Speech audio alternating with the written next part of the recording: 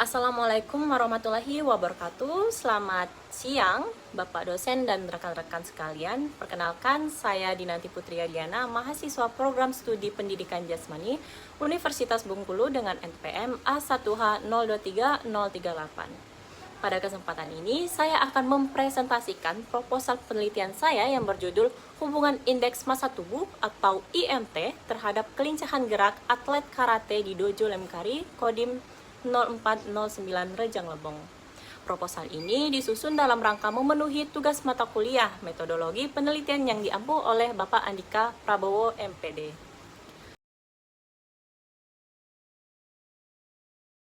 Latar belakang penelitian ini bermula dari pemahaman bahwa prestasi olahraga tidak hanya ditentukan oleh teknik dan taktik, tetapi sangat dipengaruhi oleh kondisi fisik atlet secara menyeluruh. Salah satu aspek yang sering diabaikan adalah komposisi tubuh, yang dapat diukur secara praktis menggunakan indeks massa tubuh atau IMT. Kementerian Kesehatan RI tahun 2023 menegaskan bahwa IMT adalah indikator antropometrik paling valid dan praktis untuk menilai komposisi tubuh. Karate, khususnya nomor kumite, adalah cabang olahraga yang menempatkan kelincahan gerak sebagai komponen biomotor yang paling dominan. Atlet dituntut mengubah arah gerak secara cepat dan terkontrol dalam hitungan detik. Secara fisiologis pun, IMT yang berlebih meningkatkan beban kerja muskuloskeletal dan kardiovaskular yang pada gilirannya menghambat efisiensi gerak dan kecepatan reaksi. Sebaliknya, IMT yang terlalu rendah menyebabkan defisit massa otot yang melemahkan stabilitas dan kekuatan gerak. Berbagai penelitian pada cabang olahraga lain seperti bulu tangkis, sepak bola, dan taekwondo telah membuktikan hubungan signifikan antara IMT dan kelincahan.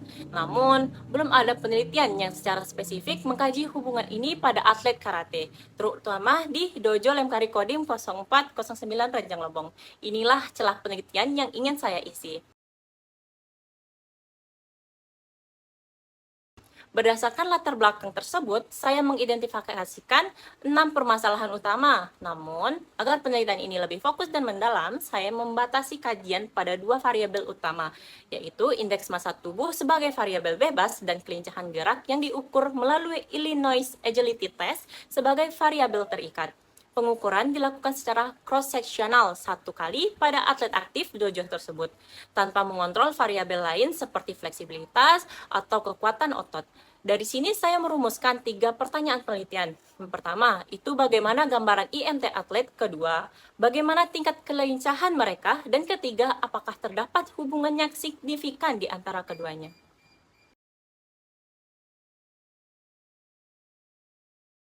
Tujuan penelitian ini selaras langsung dengan 3 rumusan masalah yang telah saya paparkan, yang itu mendeskripsikan IMT, mendeskripsikan kelincahan, dan menganalisis hubungan di antara keduanya. Secara teoretis, penelitian ini akan memperkaya khazanah keilmuan keolahragaan, khususnya dalam kajian hubungan antropometri dan biomotor pada karate. Secara praktis, hasilnya menjadi landasan evidence-based bagi pelatih dalam merancang program latihan, sekaligus meningkatkan kesadaran atlet tentang pentingnya menjaga IMT yang ideal.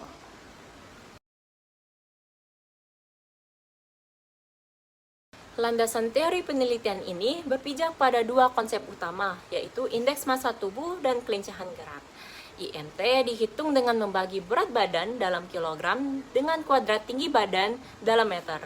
Klasifikasi yang saya gunakan mengacu pada standar WHO yang telah diadaptasi untuk populasi Asia oleh Kementerian Kesehatan RI tahun 2023 dengan 4 kategori, yaitu kurang, normal, lebih, dan obesitas. Kelincahan didefinisikan sebagai kemampuan mengubah arah gerak secara cepat, efisien, dan terkontrol. Ini bukan sekedar kecepatan berlari, melainkan integrasi antara persepsi sensoris, pengambilan keputusan, dan eksekusi motorik. Dalam karate, kelincahan adalah komponen biomotor yang paling dominan. Hubungan antara keduanya dapat dijelaskan secara biomekanis. Setiap kelebihan massa lemak menambah beban inersia yang harus diatasi otot saat perubahan arah. Akibatnya, atlet membutuhkan waktu lebih lama. Sebaliknya, massa otot yang terlalu rendah melemahkan kapasitas force production. Ini berarti ada rentang IMT yang optimal, yaitu kategori normal yang paling kencang mendukung kelincahan maksimal. 4 penelitian relevan memperkuat dasar penelitian ini. Pratama dan Herianto, Wahyudi, dan Kakak dan Rahmawati dan Kusuma semuanya menemukan sehubungan negatif signifikan antara IMT dan kelincahan pada atlet bulu tangkis, sepak bola, dan taekwondo. Namun, ketiganya bukan pada karate. Sari dan Novembri tahun 2023 meneliti atlet karate Lemkari, Yogyakarta dan menemukan kondisi kelincahannya masih rendah, tetapi tidak mengkaji hubungannya dengan IMT. Ini semakin memperkuat novelty yang penelitian yang saya lakukan. Kerangka berpikir penelitian ini sederhana namun kuat. IMT sebagai variabel bebas diduga berhubungan dengan kelincahan gerak sebagai variabel terikat. Hipotesis alternatif yang saya ajukan adalah bahwa terdapat hubungan yang signifikan antara keduanya.